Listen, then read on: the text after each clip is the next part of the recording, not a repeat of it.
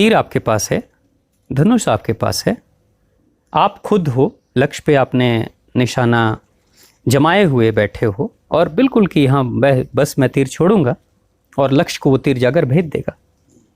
लेकिन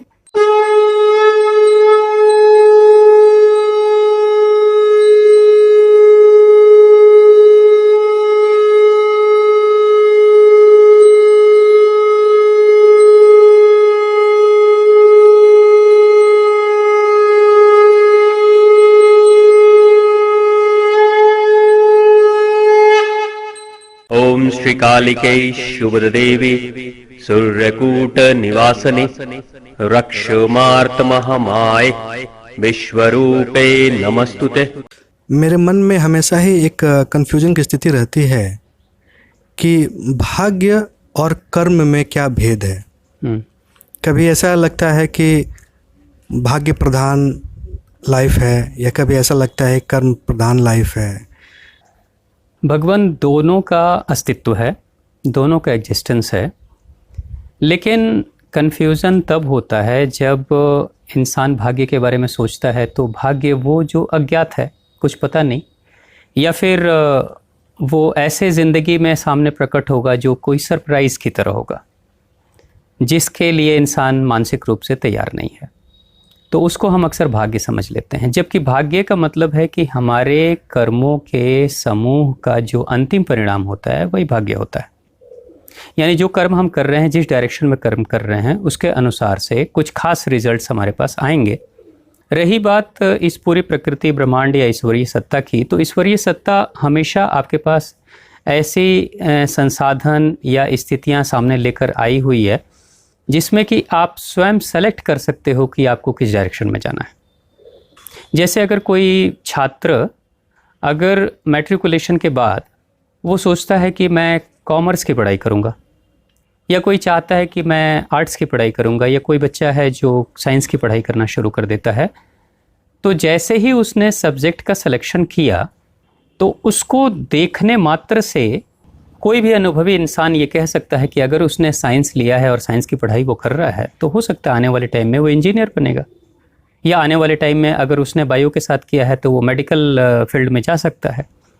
यानी कोई भी ऐसा काम जो टेक्निकल हो या टेक्नोलॉजी से रिलेटेड हो, चाहे वो कंप्यूटर साइंस से हो, चाहे किसी भी टेक्नोलॉजी से रिलेटेड हो, तो एक इंसान देखकर बता सकता है कि भाई आपका डायरेक्शन ये है। तो ये भाग्य कोई इंसान बता सकता है, फॉरकास्ट कर सकता है, भविष्य बता सकता है कि ये है। लेकिन अगर किसी बच्चे ने कॉमर्स की पढ़ाई शुरू कर दी तो कॉमर्स की पढ़ाई शुरू करने मात्र से कोई अनुभवी इंसान कह सकता है कि हो सकता है कि आने वाले समय में आप बिजनेस करो, MBA करो, कंपनियों के लिए काम करो, यानी जो आर्थिक पक्ष के जितने भी काम हैं उन काम में आपकी सक्रियता बढ़ जाएगी। तो एक अनुभवी इंसान फिर से उसके भाग्य को बता सकता है कि भाई आप इस डायरेक्शन में जा सकते हो। अब रही दूसरी बात, अगर कोई आर्ट्स की पढ़ाई कर रहा है छात्र, तो आर्ट्स की पढ़ाई करने वाले को कहा जा सकता है कि वो आने वाले समय में हो सकता है कि वो साहित्य में बड़ा अच्छा करे, हो सकता है वो बहुत अच्छा लेखक हो सकता है, वो कभी भी हो सकता है, या वो सिविल सर्विसेज में भी जा सकता है, या वो समाज सेवा बेहतर कर सकता है। यानी जहाँ पे उस सब्जेक्ट में जिन विषयों को कवर किया जा रहा है, जिन विषयों को रखा जा रहा है, उन विषयों के अनुसार से उसकी ज़िंदगी में आने वाली जो घटनाएं घटेंगी, जिस विभाग में वो जाएगा, उस विभाग को तो शुरुआत में ही कोई देखकर बता सकता है। तो यहाँ बच्चे के वश में है कि सिलेक्शन ऑफ सब्जेक्ट क्या हो, सब्जेक्ट का चयन कैसे वो करे। अब सब्जेक्ट के चयन के अनुसार से कर्म तो शुरू कर दिया उसने, उस खास सब्जेक्ट की पढ़ाई करनी शुरू कर दी, अब उसी के अनुसार से उसी दिशा में जाएगा। अब जैसे किसी बहन ने होम साइंस की पढ़ाई शुरू कर दी है, तो होम साइंस की पढ़ाई अगर उसने सब्जेक्ट रख लिया है तो होम साइंस की पढ़ाई करने वाली किसी भी बालिका से ये उम्मीद नहीं की जा सकती कि वो डॉक्टर बन जाएगी। या डॉक्टरी की पढ़ाई अगर कोई कर रही है बायो करके और उसने पढ़ाई करनी शुरू कर दी, तो उससे ये भी उम्मीद नहीं की जा सकती कि होम साइंस के छात्रों की तरह वो पाक कला में बहुत ही एक्सपर्ट हो जाए, यानी भोजन बनाने में एक्सपर्ट हो जाए। ऐसा नहीं हो सकता है। तो सिंपल यहाँ क्या है कि कर्म करने का जो चुनाव है वो आपके हाथ में है, और जैसा चुनाव किया उसके अनुसार से उस दिशा में आप बढ़ रहे हैं। तो दोनों किसके वश में है? दोनों तो इंसान के ही वश में है ना, कर्म की शुरुआत और कर्म का अंतिम लक्ष्य।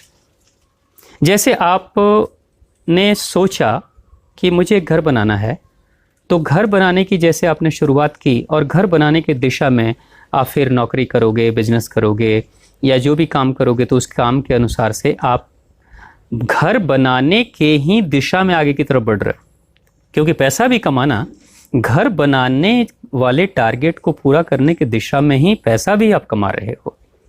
तो जैसे जैसे आप उस टारगेट को, उस लक्ष्य को हासिल करने के लिए कर्म करते हो, वैसे वैसे आप एक तरह से अपने भविष्य में बनने वाले घर की इमारतों के एक एक ईंट आप एक एक कदमों के माध्यम से रख रहे हो। जब एक कदम आपने बढ़ाया कि भाई घर बनाने के लिए तो इतने की बजट की ज़रूरत पड़ेगी, इतने पैसे की ज़रूरत पड़ेगी, तो उसके अनुसार से जब आपने कर्म करना शुरू कर दिया, तो समझ लो आप अपने घर के ईंटों के लिए, सरिया के लिए, रेत के लिए, मजदूरों के लिए, ज़मीन के कॉस्ट के लिए आपने काम करना शुरू कर दिया। अब ये मेहनत करते करते एक समय ऐसा आएगा, पर्याप्त संसाधन जब आपके पास आ जाएंगे, पर्याप्त धन आपके पास एकत्रित हो जाएगा, तो उसके अनुसार से आप ज़मीन का चयन करोगे, उसके अनुसार से आप लेबर रखोगे, उसके अनुसार से आप किसी आर्किटेक्ट से मिलोगे और फिर अपने घर का नक्शा बनाओगे, और उसके अनुसार से आप इन्वेस्टमेंट करोगे, और कुछ समय के बाद एक शानदार सा घर या आपके सपनों का घर आपके सामने आ जाएगा। तो जो सपनों का घर बनकर आया है, जिसकी कल्पना आप कर रहे थे, वही आपका भाग्य था, वही किस्मत थी जो भविष्य में आने वाली है। लेकिन कर्म तो आपने शुरू कर दिया। तो अगर हम इस दृष्टि से देखें तो कर्म इंसान का भाग्य की तरफ बढ़ने का पहला कदम है, जब कर्म का सिलेक्शन किया, चयन किया तो। और भाग्य वो है जो उस कर्मों की परिणति है, अंतिम लक्ष्य है। इसी को भाग्य और कर्म का भेद है। तो यहाँ एक इंसान न तो अपने कर्म से विमुख हो सकता है और न ही अपने भाग्य से विमुख हो सकता है। लेकिन भाग्य जो होगा वो होगा, लेकिन कर्म के अनुसार। कर्म पे हम ध्यान दें, भाग्य तो बनते रहेगा। अब एक छोटी सी चीज़ को देखें कि जैसे मान लीजिए आप गाड़ी चला रहे हो और आपकी गाड़ी में ये सुविधा है कि आप चाहो तो राइट या लेफ्ट कहीं भी जा सकते हो। तो राइट आपने स्टीयरिंग मोड़ दी, तो उस दिशा में जब आप बढ़ने लगे, तो उस दिशा में जो आने वाले शहर हैं, वो शहर आपके लिए भाग्य की तरह है, क्योंकि भविष्य में आप उस शहर में पहुंचने वाले हो। चाहे आप 2 घंटे के बाद पहुंचो, चाहे 2 दिन के बाद पहुंचो, भविष्य में उस शहर में आप पहुंचने वाले हो, क्योंकि उस डायरेक्शन में आपने कर्म करना शुरू कर दिया है। लेकिन वहीं पे अगर आपने राइट साइड का ले लिया होता और उधर उस दिशा में कोई खास शहर है, तो ये भी भाग्य निश्चित हो गया कि आपका भाग्य अब बन गया इधर का। यानी आपके हाथ में है कि मैं अपनी ज़िंदगी में अपना भाग्य कैसे बनाऊं, भाग्य निर्माता मैं कैसे हूं। यानी आप खुद अपने भाग्य विधाता हो।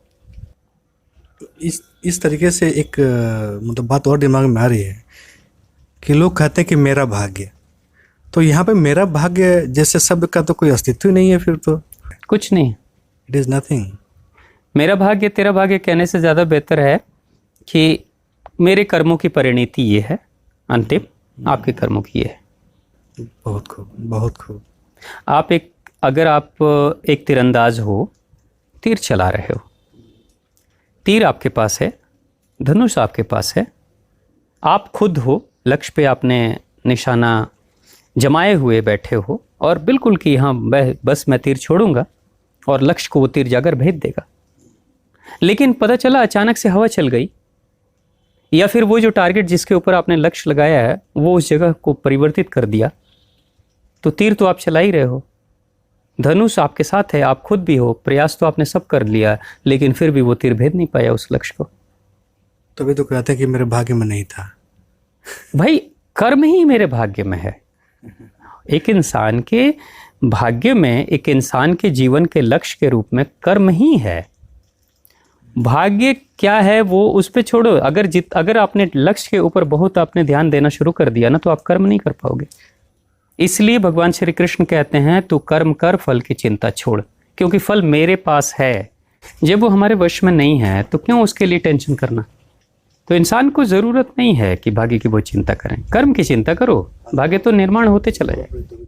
आज बहुत बड़ी दुविधा दूर हो गई स्वामी जी। इसको लेके बचपन से बहुत बड़ी दुविधा थी कि भाग्य और कर्म, भाग्य और कर्म। हमेशा ये लगता था कि जब कोई काम अगर हम कर रहे हैं, सफल हो रहा है तो ठीक है, हमारे भाग्य में है। अगर कोई काम असफल हो रहा है तो भी चलो कोई बात नहीं, मेरे भाग्य में। मैं भाग्य ओरिएंटेड एक तरीके से अपने आप को कर लिया था और कन्फ्यूज़न था इनफैक्ट कि क्या करें क्या ना करें। जब सब कुछ भाग्य से ही संचालित हो रहा है तो फिर कर्म में मेरा क्या योगदान होगा, मैं किस तरीके से कर्म करूँ कि मैं सफलता पाऊँ, ये हो। तो आज तो वाकई बहुत बड़ी दुविधा दूर हो गई, बिल्कुल पिक्चर क्लियर हो गया दिमाग में। आप अपनी सारी एनर्जी लगा दीजिए अपने कर्म पे जी, बाकी को छोड़ दीजिए भगवान के ऊपर। धन्यवाद स्वामी जी, बहुत बहुत धन्यवाद। जय माता दी, कल्याण।